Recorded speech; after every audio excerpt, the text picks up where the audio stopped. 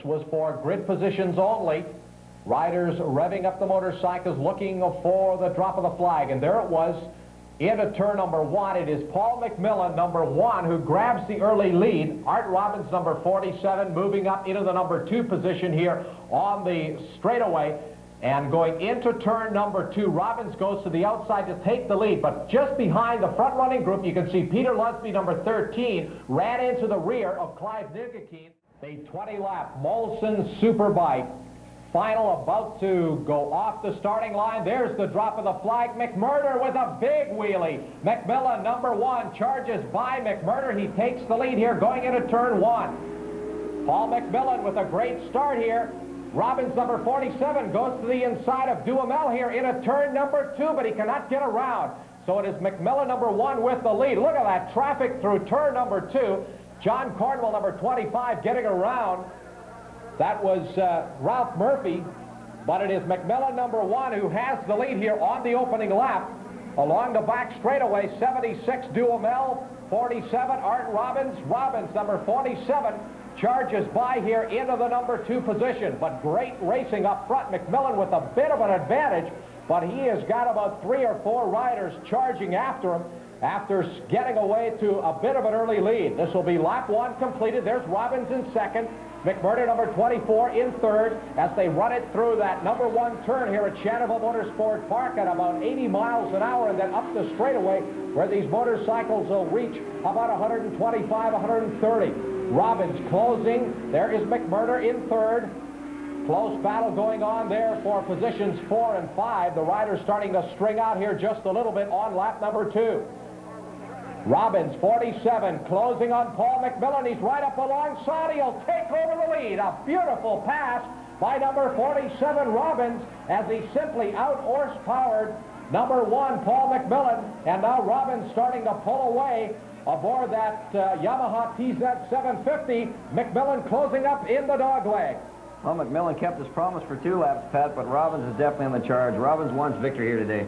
Well, that Yamaha a lot lighter than the big Suzuki 4-stroke that McMillian is riding, and again, they're going to have to be going 20 laps out here, and that is going to be a handful running that big, heavy Suzuki for McMillian. Right now, it is Robbins, number 47, with the lead. McMurter, 24, closing on McMillian. We're going to have a real battle here for second place between those 2 riders. Here's your leader, Robbins, 47, coming into the left-hander, and then the battle for second. That is number 1, McMillian, followed by 24, McMurter. McMillian definitely having the horsepower advantage down the straightaway, but the lighter Yamaha definitely better on the brakes going into the corners.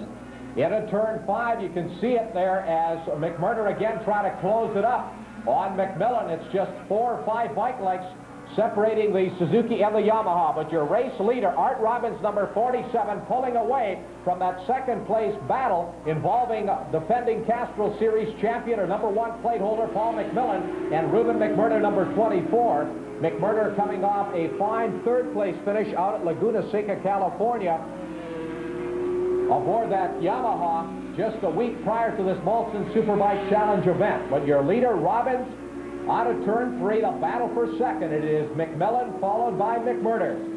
Yeah, Rubin's not having the greatest season down the AMA, and of course he had such bad luck here last year with getting a flat tire and a few laps left to go in the race. He's definitely hungry. He wants that second place position. He's got to get around McMillian before he can go after the leader, Robbins.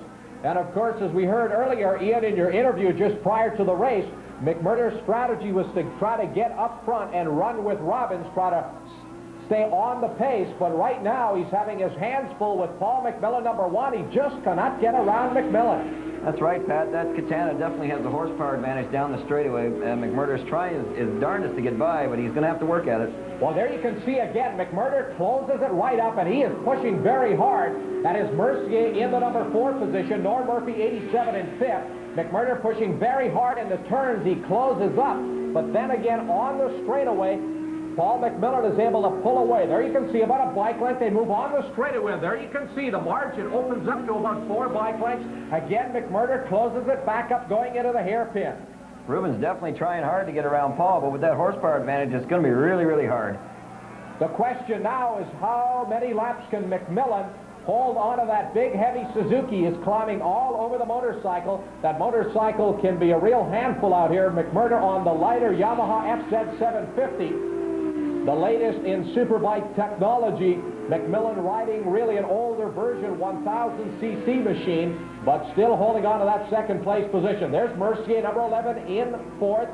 That is 87, Norm Murphy in fifth, and then Lee Rastico doing a good job on the Yamaha TZ250 as he runs in the number 6 position. But the battle for second place, the best one out here on the racetrack, Paul McMillan, number 1, holds on a second. McMurter knocking on the door. Robbins just ahead of them, the leader, holds about 25 to 30 bike lengths up on that second place battle. I'm sure Rubin at this point is wondering how to get by Paul, because of course Art's opened up the lead and McMurter wanted to be right behind him at the start. There you can see Robbins made the quick check over the right shoulder just to see where that second place battle was. McMillan, number 1, 24 McMurter. That is the battle for second. Robbins, number 47, up front trying to win his third Molson Superbike feature.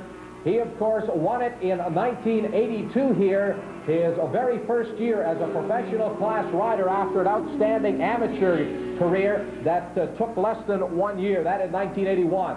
As Robbins continues to lead it, that race for second place works the back chute here at Shannonville Motorsport Park. Paul McMillan holds onto that second place position, but Rubin McMurter right on his rear tire aboard the Sportsfield Yamaha FZ750. McMillan definitely riding hard to stay in front of Rubin. Rubin is definitely pushing. You can see Paul climbing all over that bike to keep it on the racetrack. Through turn 1, again, these motorcycles about 80 miles an hour, and then they'll get back up through the gearbox as they run it up the straightaway. Here's McMurter, number 24, on the inside. They're side by side into turn number 2, and McMurter takes over that second place position, and it looks like number 1, McMillan trying to take it right back, and McMillan has taken back that second place position. So they shuffle the number 2 spot once again. McMurter took over the second place position, but then going into turn 3, McMillan was able to dive back on the inside to retake the number 2 spot.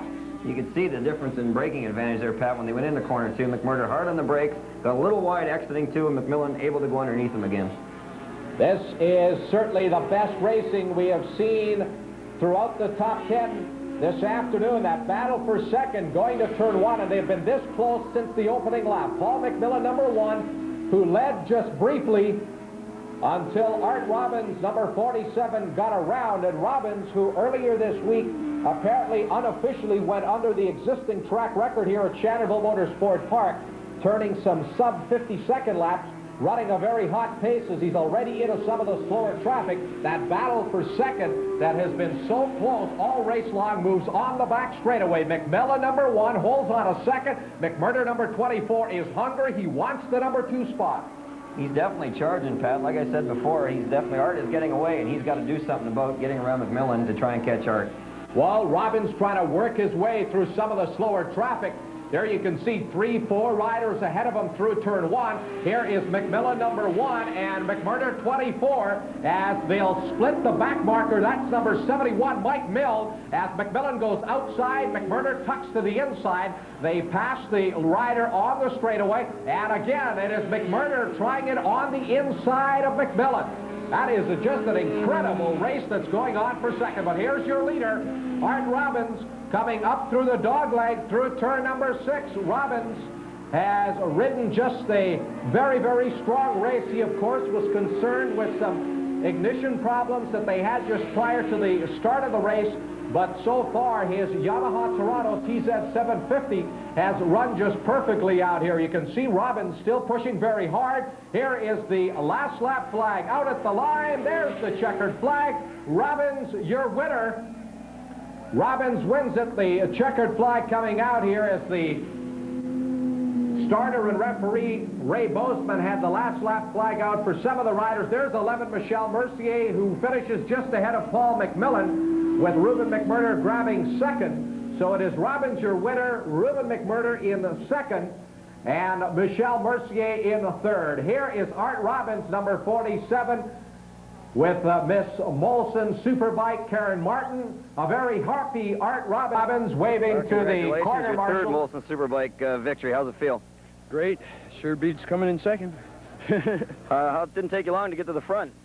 Yeah, that was the plan. I knew there was a very small line through turn 2, and you get bunched up in 5th place and go through a section where there's only one line, and you'll get strung out, and you'll lose a lot of time, which might have happened to a few of the guys behind me.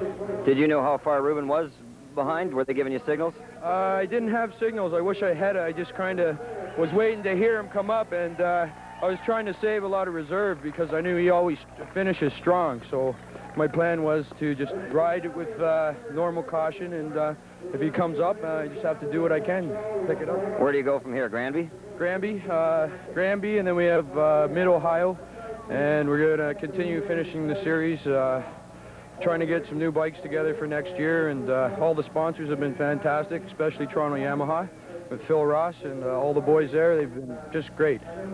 Well, congratulations again, and good luck for the rest of the season. Thank you.